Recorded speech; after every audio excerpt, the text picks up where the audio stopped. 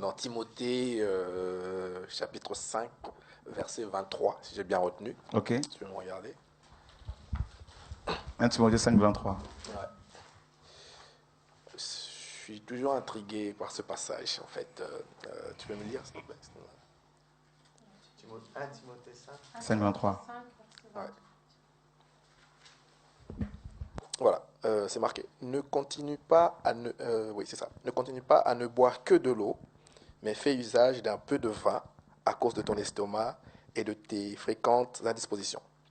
Alors, la question que je me posais, pour n'importe qui aime boire, c'est vraiment une incitation à boire. Je ne sais pas, moi j'ai vu ça comme ça. Je ne savais pas que dans la Bible, on disait qu'il fallait boire du vin, parce que si on buvait que de l'eau, ça posait un problème. Non, en fait, Voilà, j'ai compris ça comme ça. ok. En fait, dans le cadre de ce passage-là, de ce verset, et en fait, et c'est pour cela qu'il faut vraiment faire attention par rapport à l'interprétation.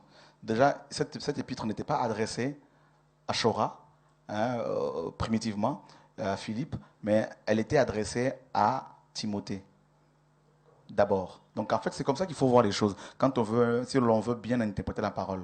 Donc, à qui cette lettre était primitivement adressée? Donc d'abord, elle était adressée à Timothée.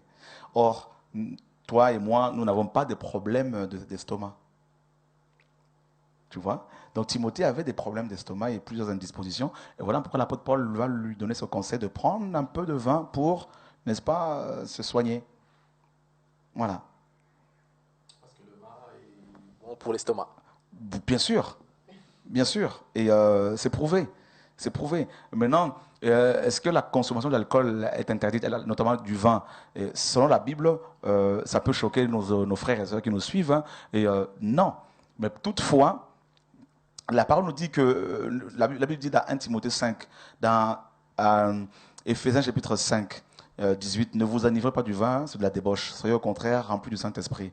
Donc, maintenant, le vin, la consommation du vin n'est pas interdite, mais toutefois, comme on ne sait pas à partir de combien de verres on peut devenir ivre, vaut mieux s'abstenir. Voilà la sagesse. Mais quelqu'un qui mange chaque jour et qui prend un verre de vin, est-ce que c'est pour autant qu'il va aller en enfer s'il meurt? Non. Non. Christ a pris du vin avec les apôtres lors de la Sainte Seine, n'est-ce pas? Donc maintenant, ils ne se sont pas saoulés.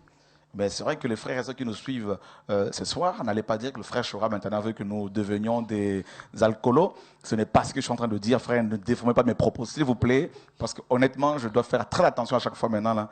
Donc, mais il ne faudrait pas non plus aller condamner les gens.